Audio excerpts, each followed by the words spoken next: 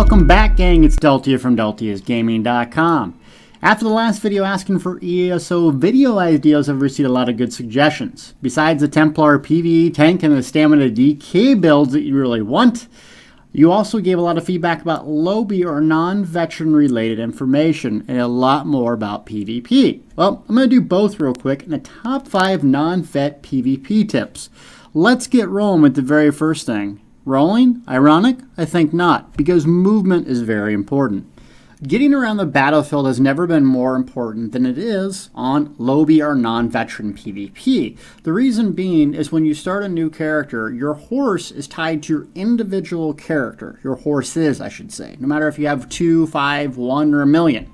But they're not tied to your overall count.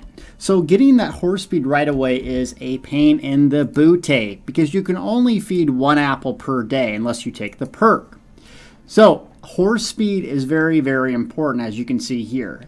You can buy riding speed in the crown store, but if you don't have the money, that's okay, because there's other ways to make yourself faster.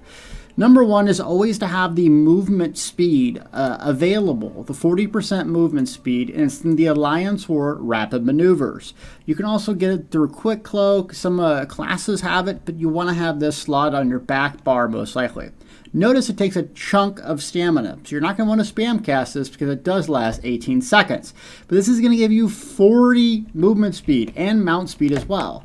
So when we're rolling around the battlefield, even if we don't have a maxed out horse, this on our back bar allows us to get to points fast. Because if there's one thing about PvP, you need to get to and fro very fast. Another thing, if you don't have the ability to buy the mount speed, feed your horse every day, right? And you want to feed them apples to get movement speed high. Once you max that out, make sure to start feeding them stamina. Because if you get attacked, you don't want to get knocked off your horse and be very, very vulnerable and die. Also, being a vampire will let you sneak and get rid of the sneak bonus or the sneak hindrance to your speed, so that's helpful as well. And you can even do other things like outside the box to get more movement speed, which is your gear. You can craft, you see how I got this guy, I'm on the EU server, and he has all Divine's gear. Something that not a lot of people think about doing is using the Steed Mundus Stone. The steed here increases movement speed and health recovery. Now, I'm not big on the health recovery, but I'm a vampire, so it does counteract some of that stuff. So with this Steed Mundus Stone, all Divine's gear, you'll actually get a nice boost to your speed. So even in lobby on a non-vet character that has a 40% movement speed, all Divine's gear, I am zooming across the battlefield. Because that's when I was going for Emperor and playing a lot on lobby campaign. The ability to take keeps and or defend things that were very, very important just basically determined about how many apples I fed my horse.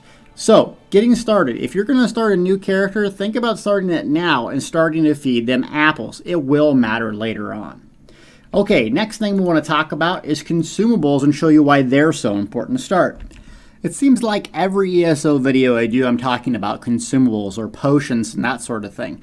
And there's a reason why. It's vitally important. It really is. So let me tell you why it's so important in lobby or non-veteran. If you go to your skills, no matter if you're magic or stamina, there's basically one of 2 buffs you're going to want to run.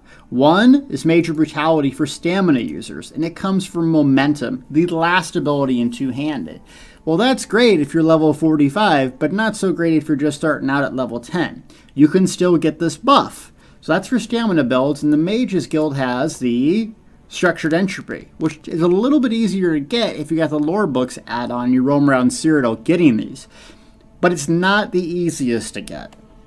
Don't worry, you can get these. A lot of people don't know this, but the Siege Merchant vendor here at any home keep, not home keep, but the starter 2 areas. So right here for the Daggerfall Covenant, over here for the EP, and then 80 down here, your starter areas. There's going to be a Siege Merchant vendor, and also if you control a keep and the Siege Merchant vendor is in there, or a resource, they'll also have them. So Battle Droft has the Stamina Regeneration and Major Brutality. The thing is with these, they scale with your level. So if you buy one right here and you buy another one 5 levels ahead, it will scale. That's very, very nice because you get that Major Brutality buff that you're probably not going to be able to get till you hit very, very high level. This one here is something a little bit unique. It makes you immune to knockbacks and disabling effects. So it's especially helpful for a heal, but also if you don't want to get stunned and you're out of stamina. This is very, very useful. And then the spell draft. This is your major sorcery. So those 2 buffs, and also one for healing and being unable to be CC'd.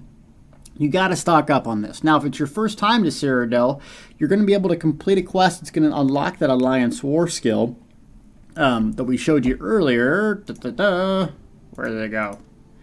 Rapid Maneuvers. The very first thing will unlock this to number 2, allowing you to get this, and it actually gives you some AP to use to buy these drafts. You can also use them to buy other things, which we're going to get to later. Tons and tons of stuff. Even Grand Soul Gems, which are kind of a pain early on, because you need Grand Soul Gems if you're in a non-veteran PvP to resurrect anyone. So think about saving your AP for useful items, and other consumables as well. Increase max health and max magic. Basically everything you need here, whether it's food, potions, soul gems, you can use with the alliance points you're earning in game. So consumables. Come here, get your food, get your potions. You don't need to use crowns to buy this stuff. Though if you have them, you want to burn through them, great. It has recovery and it has max health and stats. So, consumables, very, very important. Next up on the love train is Siege, while we're at the Siege Merchant Vendor. You know what this is? It's a Siege. Get very, very familiar with them, because a lot of people don't understand the purpose of Siege, and or that it's the best offensive thing that you can use in the game in PvP. Now, it's a mobile, right? So you have to place it on the ground. You have to shoot it. But there's a bunch of little tricks with Siege, and people don't understand which Siege they should get. So we go to our vendor here, Siege Merchant. What should we buy and why?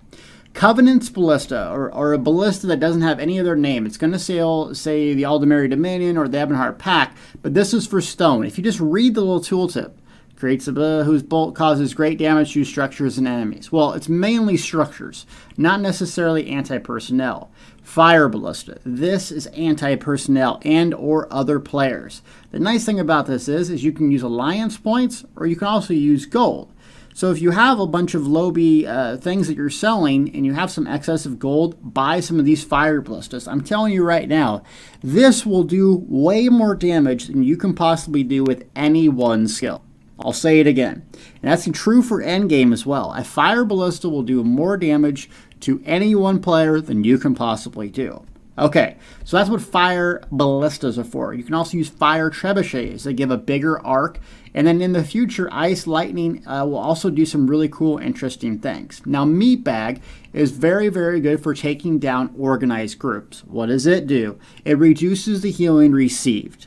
So the ultimate thing that I like to do, if I am going to defend an area or I know that there's going to be a bunch of people coming through, is do a combination of one Fire Ballista, one Meatbag. So here we go. So I'm going to slot these here in my quick slots.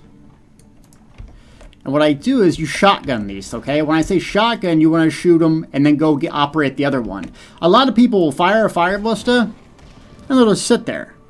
There's no point in firing a Fire Ballista and just sit there. You fire, get off. Fire, escape key, buff up, get my heals going. And then when it's cocked all the way back, click, then fire again. Never be on the thing just sitting there mindlessly clicking your left key. Be off of it. Cast your buffs. Do something. Do something. Now, if I know the group of enemies is going to come through right here, I will get two, and I will shotgun them back and forth. When I say shotgun, it's basically just going from one to another, just firing consecutively. So right here, so they're going to come through, boom. Escape key, get off, fire.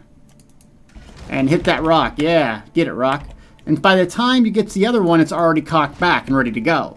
So you can fire 2 and or 3 if you get really good at it, and basically have them all up at the same time. Now, why do I do fire and Meatbag? Because one, you're going to get damage over time going with the fire effects, and then you're going to pepper them with they can't be healed. I'm telling you right now, if you do this combination while defending the keep, you can wipe out an enormous sized group in lobby PvP. Because healing is reduced, and the damage they take from the Fire Ballista is very hard to purge.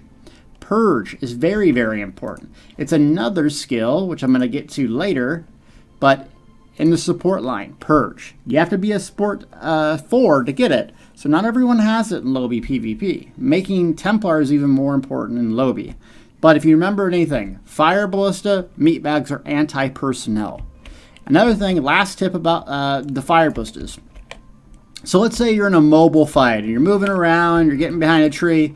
Remember that you can set these down very, very quickly. So I always have a Fire Ballista slotted in my quick keys as I approach a fight. And what I'll do is if I get stunned, once you get stunned, remember, if you CC break, you have that immovability for a few seconds, or you can use the potion. Either way, I think I have a low B immovability potion. I want to show you what this looks like, just in case you haven't watched any of my other videos. Where is it at? There's one, but it has invisibility. Okay. So when we use this, see that circle around my feet? That means I can't be stunned. So you can get that by using a potion or letting someone stun you. When that happens, take that time to put a siege down, because it's going to be very hard for them to interrupt you during this phase. And then just shoot it right at your feet. Notice that when I shoot it at my feet, the circle almost encompasses me. See? Watch this. Watch that red line. Now, see that circle? So what's going to happen is, even if you shoot it directly at your feet, you're likely to hit the person beat on you.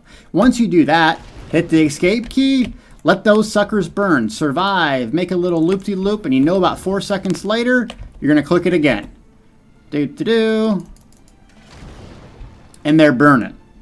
See? That is why Siege is so important. I don't think people understand it.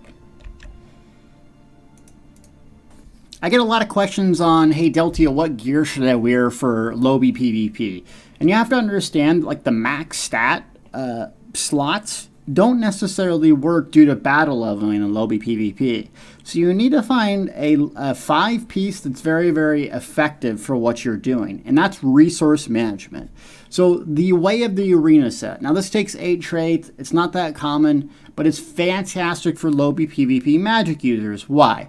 Because I can heal myself pretty well, but what I can't do is survive when I'm out of stamina. So if I'm getting constantly stunned in CC break, this reduced CC break of 40% will apply no matter if I'm level 10 or 49. That's why I really, really like it. Another set that's very, very good is Willow's Path. You see the 5-piece increases all regeneration by 15%. That is an incredible set for lobby PvP, especially with the scaling of resources and battle leveling. You combine this with either the Atronach or the Serpent Munda Stone for really, really, really good, powerful resource regeneration. Further augment this, you don't need a whole lot of health, so why not go with some food that augments your magic and stamina recovery by 445. You don't need to buy this. You don't need to craft it, just PvP, and you can get the materials that you need. That's how I go about managing resources in lobby PvP. I constantly use those potions all the time. Regardless if you have a monster amount of champion points or not, pick out a 5-piece that allows you to regenerate resources. Another good one is Seducers. I think that's 4 trait. Magnus. Anything that gives you a 5-piece bonus, even like Night Silence, you know, for sneaking and getting that movement speed, something that doesn't turn on and off. That's going to help you with resources greatly in PvP. Okay, I think the most important thing for lobby PvP is healing yourself or self-healing. Regardless if you run in with a coordinated group or not, everyone in your group is going to need to find a way to self-heal. Now, I'm playing a Vampire Templar, which is kind of odd, but it works for me. And so, as a Vampire Templar, I have, you know, life's best healing spell, which is Breath of Life. But let's say I don't have that. Stamina builds have a way to heal, and so do magic builds by default, and it relies on their weapons. So for instance, the two-hander or stamina builds, people that use stamina to do damage and or self-heal, comes from Rally. Now, that sucker's a ways down there in the two-hander tree, right? So you're not going to be able to use that day one when you walk in here, but there's some other options to you. You can use the Cleave, and it has a morph on it called Brawler. What Brawler does is add a damage shield. So if you're struggling to find some way to self-heal as a stamina build early on, take this and morph it into Brawler. I'm telling you right now, it will help very, very well. And dual wield also has a damage over time effect through twin slashes called Blood Craze that will also heal you as well. Then, if you PvP a lot at a low level, you will be able to unlock Assault Rank 5 Vigor. This is your bread and butter to self-healing as a stamina build. So until then, focus on the little abilities and your class-specific abilities. Dragon Knights have Coagulating Blood. Templars have Breath of Life. Nightblades have Reaper's Mark or Swallow Souls, though I only use Swallow Souls if I'm a magic build. And then Sorks have Shields and Bubbles, but they're really hard to get a hang of at first because you lack that ward. Now that's for stamina builds or weapon users. What do we have for magic builds? Well, the bread and butter here is Steadfast Ward. Now Steadfast Ward is very, very good because it shields you on the amount of health that you have gone. So you want Healing Ward. Healing Ward is the morph that you want. It's going to put a bubble on you that's going to basically prevent you from getting killed and then heal you when it's done. Okay, Deltia, but you haven't given me any tips yet on how to get this. Okay. All right, Johnny, I got one for you. So the way you unlock this fast, remember, if you start at PvP at level 10, it's going to be painful without all these skills to self-heal, have resources, etc., etc. So what you want to do is, you want to get all these PvP quests, right? Journal. All these PvP quests, and you want to focus on completing these quests. Because these quest turn-ins, like Kill Enemy Templars, they will bring you back a lot of XP. So then, when you're about to go turn them in, let's go turn these in. Dimmer Transit Shrine. I'm on EU, so I do have some ping. It's the only guy I have a lobby on, besides consoles. Okay, so you're about to go turn these quests in. Remember a couple different things. One, your skill lines for your weapons, right? You can actually gain XP for these being on your sword and shield bar. I'm going to say that again. Let's say you're on the restoration staff and make sure you're on the right bar and augment it further. So if I want to unlock Steadfast Ward faster, I'm going to grab every single one of these abilities. I'm going to put it on my bar. And then I'm going to go turn my quest in. Why? If you read it right here, improve this skill by earning XP with restoration staff abilities. Each additional restoration ability advances this further. So, every single skill. Now you can even do crazy tricky stuff. Let's say I want to unlock my sword and board abilities and I'm doing resto staffs. You can actually put sword and shield abilities on your bar while you have a restoration staff equipped. And then turn in quest. You will get experience for your sword and shield and your restoration bar. It doesn't matter necessarily what thing you have equipped, it matters what's on your bar. Now, to make it a next level, let's say you want to take this even further. What you can do is have the training trait. Training will augment, I don't think I have one. Do I have one? No. The training trait can be found in a bunch of various different ways. You can find it from a crafter or guild store. You can actually just find mobs that drop it. It doesn't matter if your training is, staff level 1. If you upgrade it, it will give you more training experience for that specific weapon. So once again, if you're trying to learn these skills that are very, very important for self-healing, like a stamina build trying to get rally unlocked, take all these skills. And before you turn the quest in, or before you get a big chunk of experience, load your bar up with these. Also get the training thing. Get the training trait on your weapon. Have a buddy that can craft it for you. Go to guild stores. I forgot. Fighters Guild and Mages Guild have these. Fighters Guild and Mages Guild have these. So if you want a training trait before you go in here, go to them and get that sucker. It will make a big difference. Because when you're a low-level character and you have Healing Ward and or Rally, it makes a tremendous difference. You're a walking juggernaut. Okay, so those are my top 5 tips. I wanted to thank you guys for leaving that feedback. I honestly didn't know how passionate you were about me making these videos. I'm not stopping Elder Scrolls Online. I'm not stopping. So I'll continue to give you guys tips, working on a couple builds. It's been a while since I've done a Templar tank, and you guys keep asking for it. It's been forever since I did a Stamina DK one, so yes, I will be updating those. But remember, it takes me a long time to do these builds. I sit there and play them, 3-4 hours a day for a week. So don't expect it to be done tomorrow, but I can put out information like this, or do, little PvP montages if you like that sort of thing. Thank you so much for watching. I really appreciate all your guys' feedback. It means a lot to me that these videos mean a lot to you. Thank you.